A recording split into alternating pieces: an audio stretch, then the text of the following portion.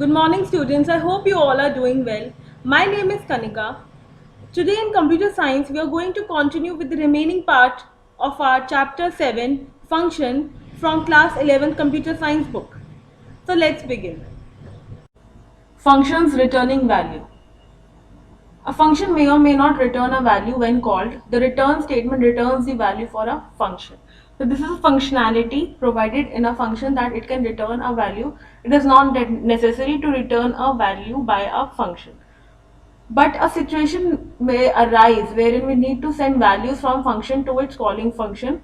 This is done by the return statement. So return statement,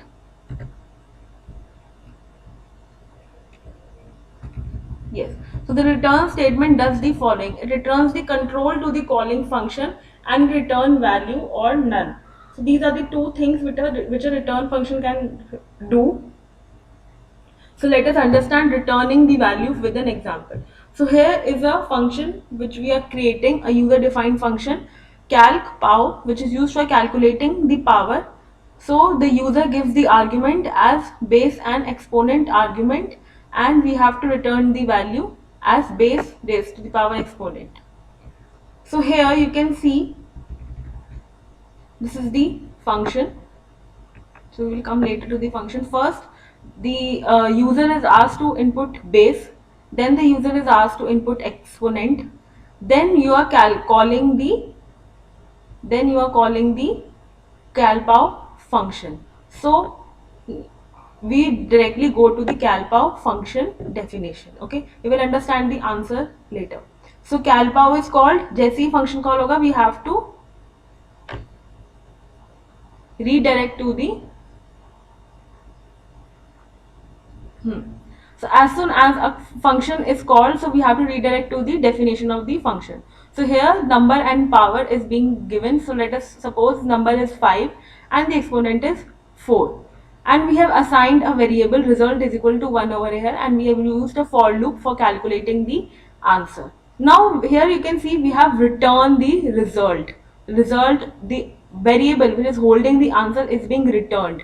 When you are returning anything, you need a memory to store that, right? So this return result will be thrown back into the answer variable. So answer is also a variable here. So this return result is thrown and it is cached by the answer variable. So again, this is basically we have exited from the function definition and we are now again onto our main program, and now all the activities or all the commands which are given after the function call will be executed here. So here print base raised to the power expo answer. So answer contains the value of result. So we have printed out the value answer.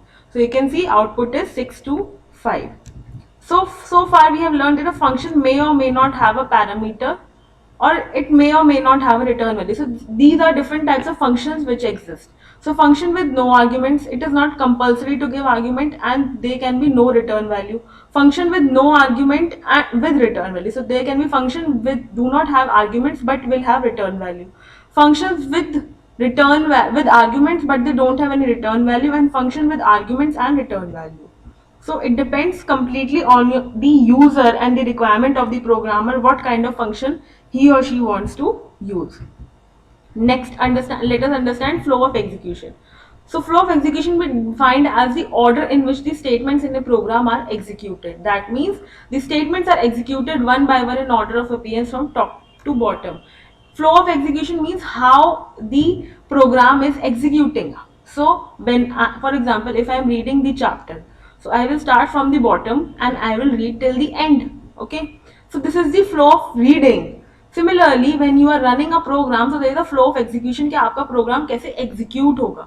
So in Python, what happens? It is executed one by one in the order of appearance. That means as soon as it appears from top to bottom, it is interpreted. So this is important to understand the flow of execution. When the interpreter encounters a function definition, the statement inside the function are not executed until the function is called. We have understood in the previous tutorial that function call is when the function is called, then only function is executed. Later, when the interpreter encounters a function call, there is a little deviation in the flow of execution. Okay, so what happens? जैसे ही function call मिलता है, so the execution directly jumps to the function definition. So the control jumps directly to the function and execute the statement of the function. After that, the control come back to the point of function call so that the remaining statements in the program can be executed. Once all the steps of the functions are run or executed, then it comes back to the main function, and all the other print statement or whatever execution you are going through, it will continue with that. So this is, so understanding the flow of execution is important in coding. It is very important because it helps in debugging the program, understanding of the program, and many more things. Therefore, when we read a program, we should not simply read from top to bottom. Instead, we should follow the flow of control or execution. We should follow the control of execution. Therefore, आपने देखा होगा, whenever I have told you, I have made you understand the function, I have always started from the user statement, and then whenever function is called, then I make you understand the definition. Right आपने देखा होगा पिछले example में कभी भी आपको पहले functions को नहीं समझाती थी, डेफिनेशन नहीं समझाती थी, पहले रन करती थी, जब फंक्शन कॉल होता था देन हम उस पर जंप कर देते। तो this is an example of flow of execution. ये आपको समझना फ्रॉम द स्टार्टिंग बहुत इंपॉर्टेंट है, बिकॉज आगे जाके आप बहुत, you will be performing very hard and difficult coding, so flow of execution is important. So let us understand the flow of execution with an example.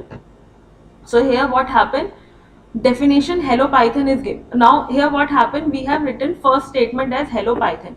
So this will create an error because it is a function call. Why it will create an error? Because a function call can only be given if a function exists. If I am calling a person, for example the person name is Raj, so if a student named Raj is present in class, then only I can call Raj, please come here and take your notebook. But if there is no person named Raj in the class, so anyone will respond to me? No. Everyone will be like, ma'am, there is no Raj in our class. Similarly happens in programming. So hello python, we have called the function, but ऐसा कोई function exist ही नहीं करता अभी तक, क्योंकि उसने top से ही वो शुरू कर रहा है, वो बीच में कहीं से एग्जीक्यूशन शुरू नहीं करेगा. तो फर्स्ट स्टेटमेंट ही उसको फंक्शन कॉल मिली, बट ये फंक्शन एग्जिस्ट ही नहीं करता. That why it will give an error. So in the program, since the function call precedes the function definition, the interpreter does not find the function definition and hence an error is raised. That's why the function definition should be made before the function call. Every time whenever you are calling the function, make sure that in the top to bottom fashion the function is defined beforehand. So here's an example. So you can see in bracket numbers are written, so it tells you which command will be executed first. We know that definition of the function is written first and it goes top to the bottom, but it will not be executed. First statement to be, वो बस read करके छोड़ देगा. So the first statement will be executed is greeting John. Greeting John because function call है, then it will go to definition second step, then third step, and then the function is completed, then it will come to fourth statement, that is print thanks. So output will be John thanks. Similarly in this also you can understand the execution. Input length and breadth, then function is called, then from third, then fourth we go to the definition of the function, perform the task, and it returns the value. So it again comes to the third step. Why it comes to the third step? Because it has to return some value and that value need to be stored in a variable. तो वो third step पे ही दोबारा आएगा, and that is the sixth step of execution. That value stored in area, and then you print the area, and then you print thanks. Okay, so now in this program we are going to understand, write a program using user defined function that accepts the length and breadth of a rectangle and returns the area and the perimeter. So here we are also this program is just for understanding the execution, flow of execution. And here what we have used, we have passed the tuple. We have used the tuple for the passing the argument and receiving the parameters. Okay, so you have L and B is passed there, and the returning value are two values. So we have two variables over here. That is basically our tuple is used for receiving the value. Okay, so output will be in this manner.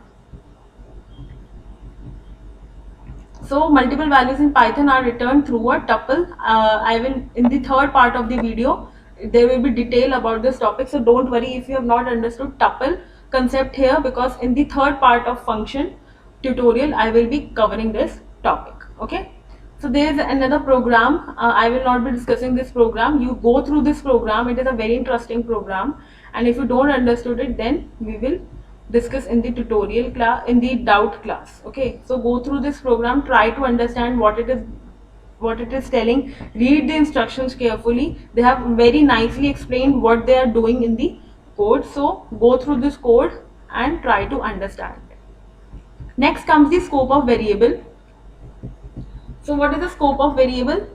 A variable defined inside a function cannot be accessed outside it. Every variable has a well-defined accessibility. The part of the program where a variable is accessible can be defined as the scope of the variable. Scope of the variable, up to which content your variable can perform. For example, best example to understand scope of a variable is wireless connection. For example, Bluetooth. If I am using Bluetooth, it will be functioning in my in one room, max to max 2 or 3 rooms. That's it. अगर मैं एक building से खड़े होके if I'm standing in another building, so my Bluetooth will not be working. If I have for example 500 meters distance is there, so my Bluetooth will not be working. So scope है उसका Bluetooth का कि इतनी ही range तक चलेगा. Then comes Wi-Fi. Wi-Fi आजकल mostly सबके घर में है, so Wi-Fi की भी एक range है कि कहाँ तक वो चलेगा. Similarly is the scope of the variable कि वो variable की range कहाँ तक है. That means वो variable कहाँ use किया जा सकता है, कितनी limit तक use किया जा सकता है. So that is the scope of the variable. Variable is accessible. कितनी range तक वो variable accessible है. You will understand this better obviously with an example. So we will see it. A variable that has a global scope is, so there are two types of variable, basically two variable scope. First is global variable scope and second is local variable. So as the name suggests, global, a variable that is defined outside any function or any block is known as global variable. It can be accessed in any function defined onwards. This variable is defined outside the main function. It is defined outside any function. Okay, and it can be used anywhere. Global means it can be used anywhere, but it will impact all. If you make any changes into this variable, so everyone will be impacted obviously because it is global. Then come local. Local means defined inside any function or a block. That means it is limited to certain functions. सिर्फ एक या दो function में आप उसको use कर सकते हो या सिर्फ एक ही function में use कर सकते हो. So its use is limited. So that is a local variable. Let us understand this with an example. Here you can see I have written num is equal to 5. It is outside any function, so it is a global variable. Then here what happens, my function is called. Okay, we will go with the flow of execution. For first this command will be executed, then second command will be this. Okay, so my function is called, we go to the function call, then y is equal to num plus 5. Now num is 5. Now y here is a local variable. Why it is a local variable? Because it is defined inside the function, and as it is defined inside the function, it can be used inside the function only. Okay, we will see whether I am telling you the correct thing or not. So y is equal to num. So again we have given a print command accessing num. Global is my function variable. So we have given a command to print num value. So we can see the value, the value is printed 5 because num is a global variable. Okay, so 5 is printed. Now again we are printing the value of y. So value of y will be printed as 10. So it is clear till now. Then after the execution we will come back to our main program. So print accessing number outside my main function. So again we are using num. Since num is a global variable, it can be accessed over here. So output will be given as such.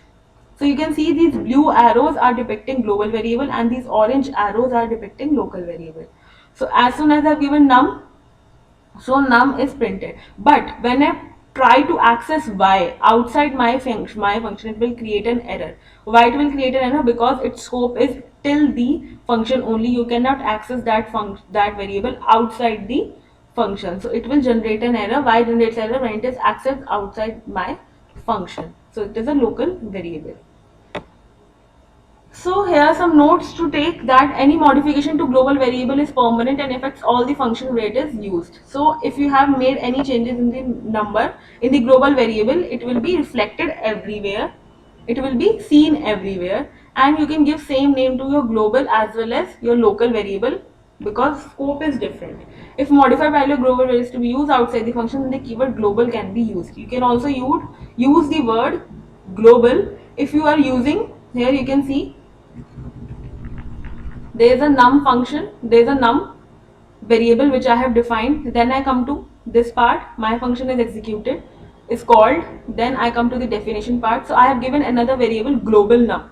So global means I have given a keyword which means that num is a What is num?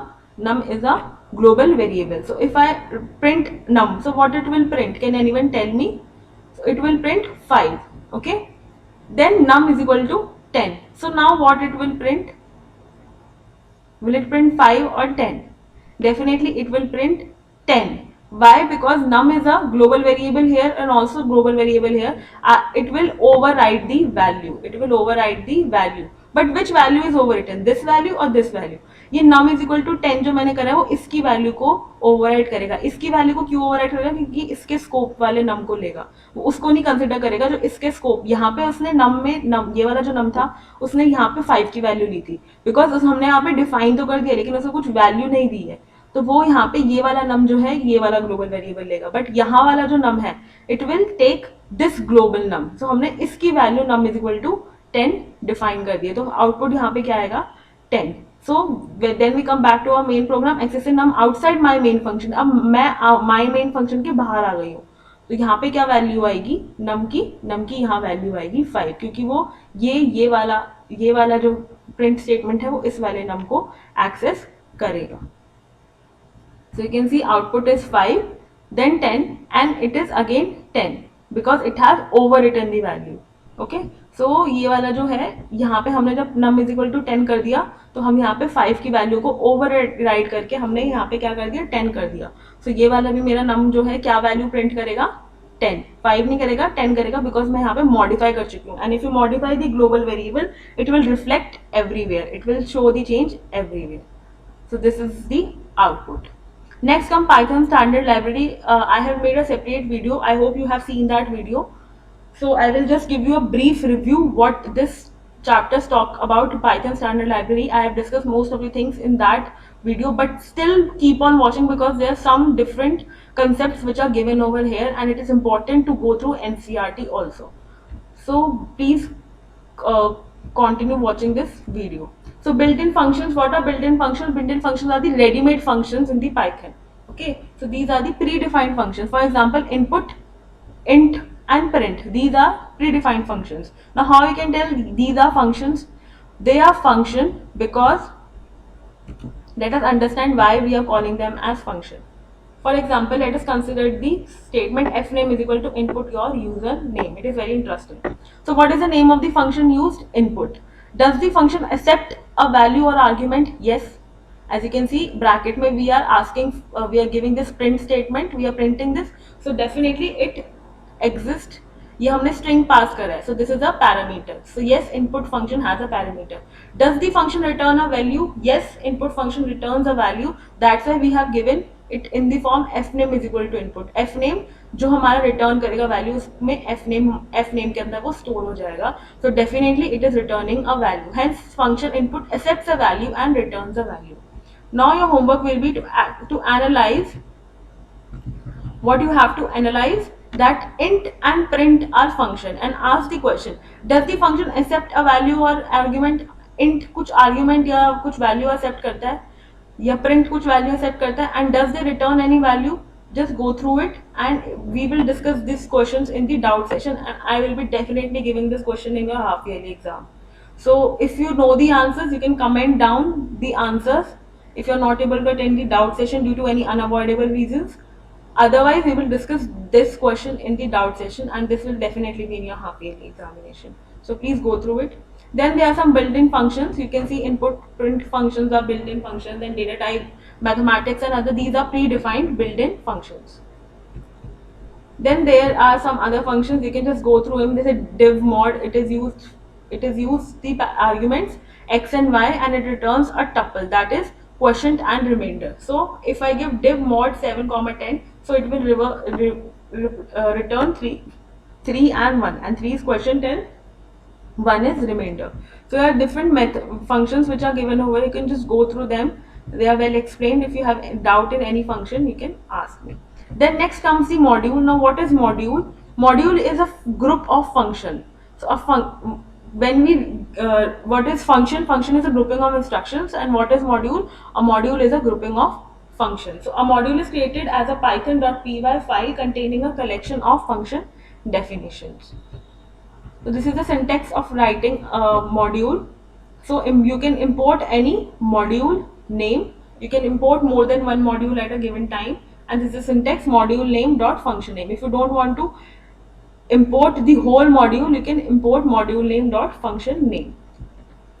So these are some of the modules which are defined in your syllabus which you need to know. Math, random and statistics, these are very important modules. इन पे direct question आ सकते हैं और बहुत easy हैं, और ये आपके syllabus में specially mentioned है ये वाले modules. That why I have covered this topic again.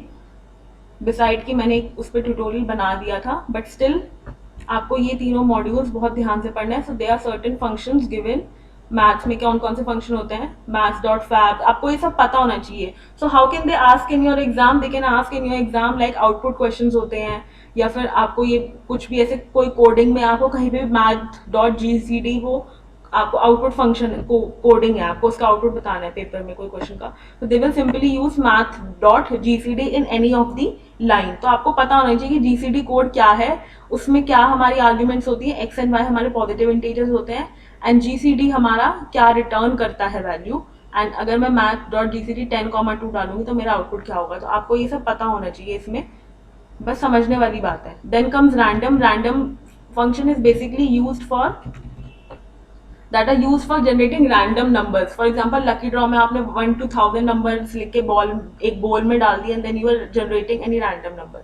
So random dot random, it does not require no argument. So a random number float value between 0.0 to 1.0 will be generated. कोई सी भी इनके बीच में से value will come. Then rand int will be there, so it will generate any random value between x and y. x and y आपने दिया, जैसे यहाँ पे आपने दिया -3 and 5, तो उसके बीच का कोई भी integer value it will generate. So this is how random function works. Then comes statistic function. It is used for calculating various statistic formula, for example mean, median, mode, all such things. So in import statement can be written anywhere in the program. It is not important that you write in the start of the program, you can write anywhere. Module must be imported only once. आप एक module को एक ही बार import करोगे, and if you want to get help about any module and you want to know various functions of the given module, you can use these command in your Python, and it will show you the results, such as I have written help math.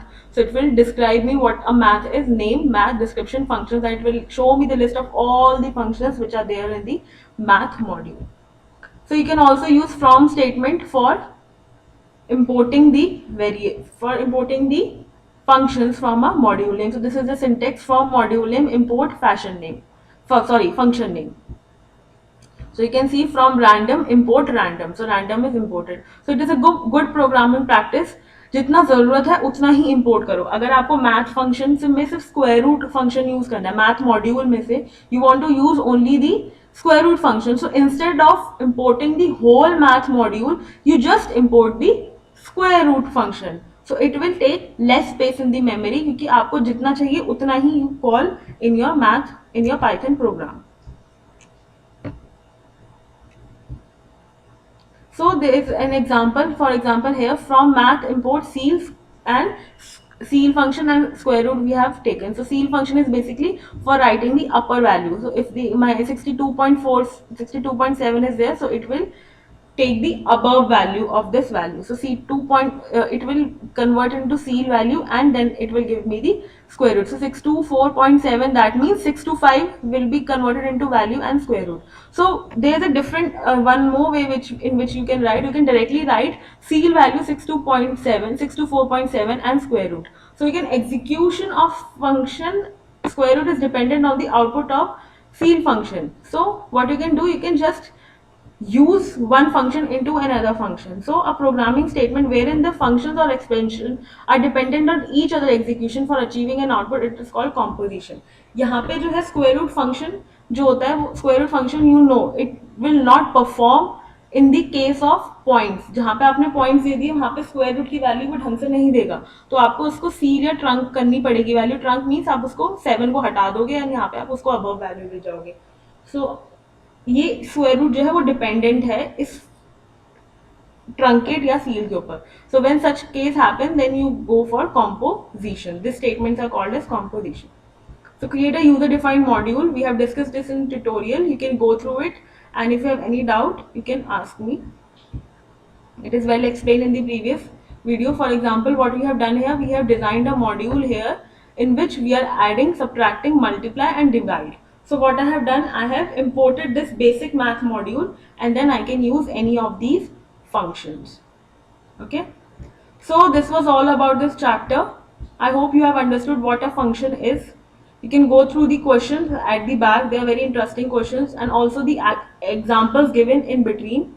There is one more video related to function topic. That will be part 3. Some of the there is one topic which is not given in this book, that is mutable and immutable properties of Python. So that will be discussed in the third tutorial. So that is also part of your syllabus. Till then, you can do the questions at the back, and if you have any doubt, feel free to ask me. You can comment down your doubts in the comment box, or you can directly ask me your doubts in the doubt session. Thank you.